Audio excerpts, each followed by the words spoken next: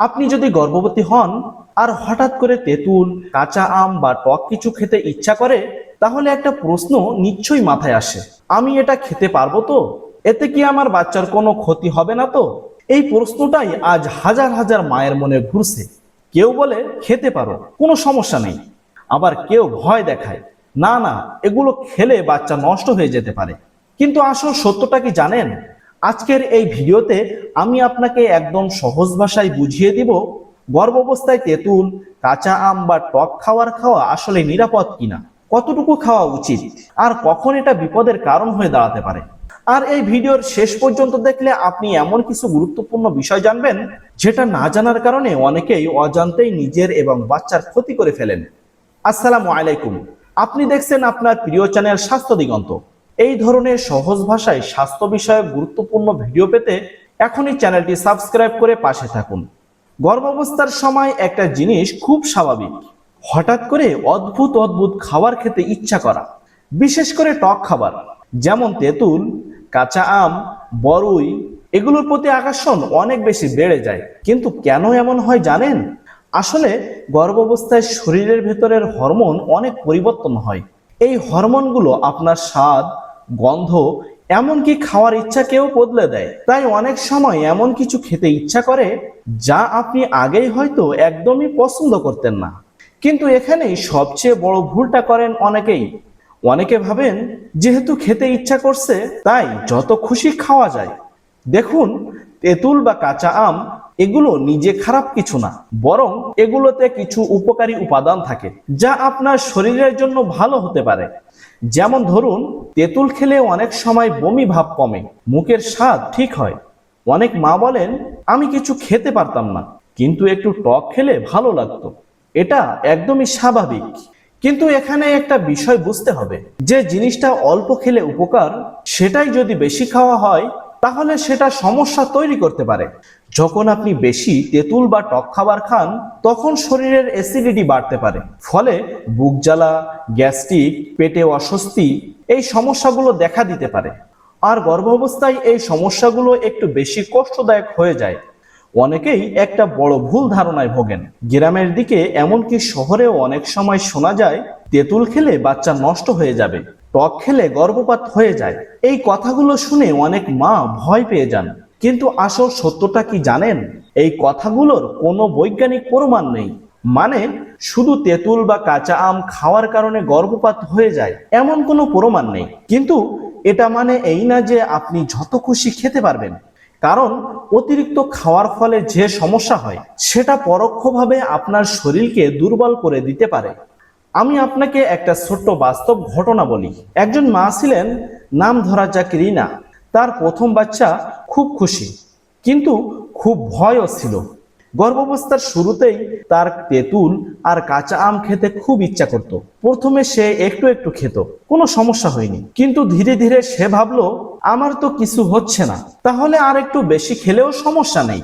এভাবে প্রায় প্রতিদিন সে বেশি করে টক খেতে শুরু করলো। কিছুদিন পর তার গ্যাস্ট্রিক এত বেড়ে গেল, রাতে ঘুমাতে পারতো না, বুক জ্বালা, এমনকি পেট ব্যথা হতো। শেষে তিনি হাসপাতালে আসলেন। পরীক্ষা করে দেখা গেল সমস্যা তেঁতুল না, সমস্যা হচ্ছে অতিরিক্ত খাওয়া। এই গল্পটা কেন বললাম জানেন? কারণ আমরা অনেক সময় জিনিসটার আসল সমস্যা বুঝি না।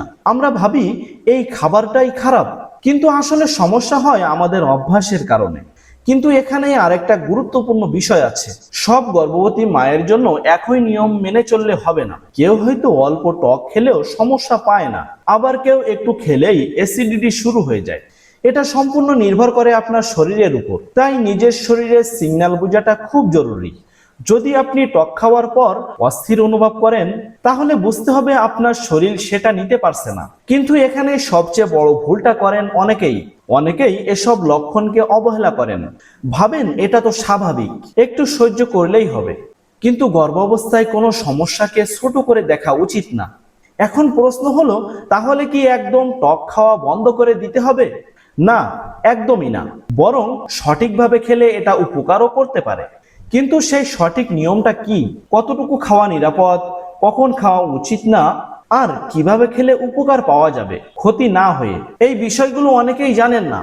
ভিডিওটি যদি এখন পর্যন্ত আপনার কাছে ভালো লেগে থাকে তাহলে ভিডিওটি শেয়ার করে দিন, এতে করে এই গুরুত্বপূর্ণ তথ্য আরো অনেক মায়ের কাছে পৌঁছাবে।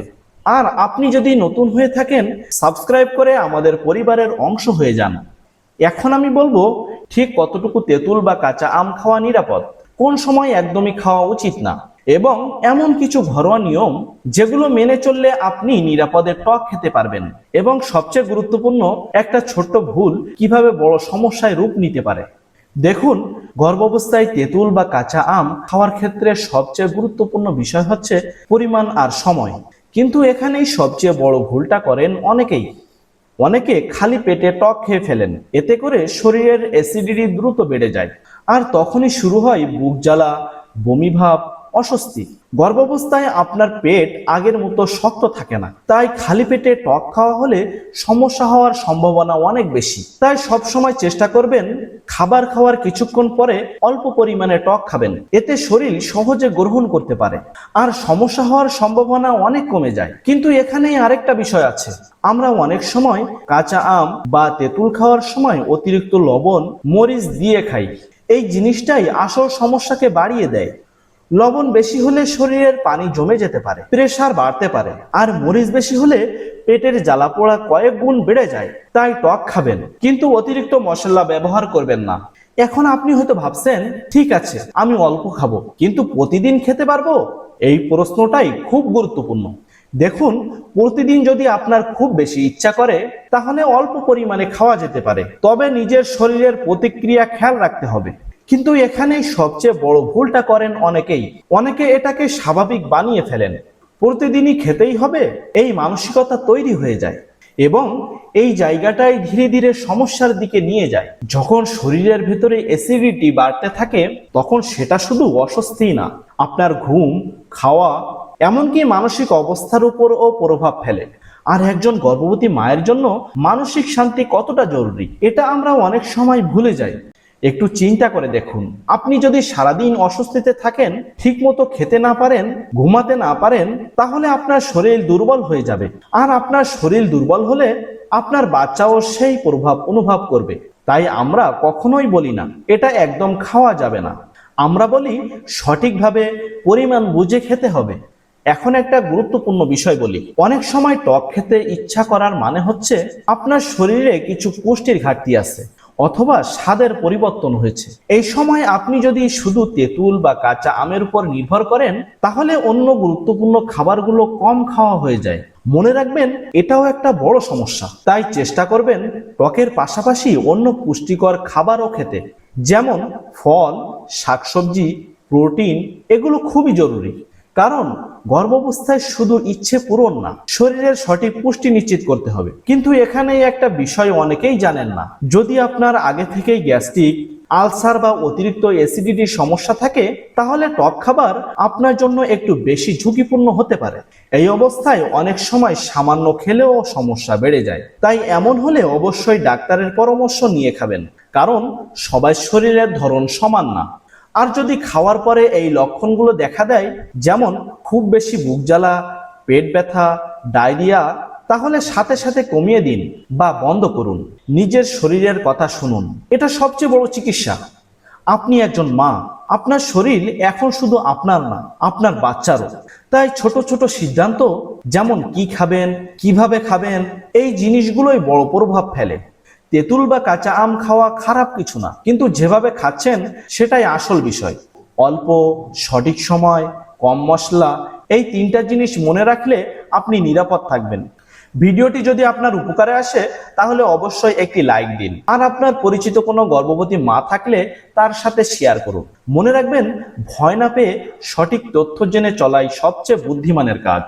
অনেক ভুল ধারণা আমাদের চারপাশে ছড়িয়ে আছে, কিন্তু আপনি যদি সচেতন হন তাহলে আপনি নিরাপদ থাকবেন। এতক্ষণ আপনি দেখছিলেন স্বাস্থ্য দিগন্ত। এ ধরনের সহজ ও বিশ্বাসযোগ্য স্বাস্থ্য তথ্য পেতে এখনই চ্যানেলটি সাবস্ক্রাইব করে পাশে থাকুন।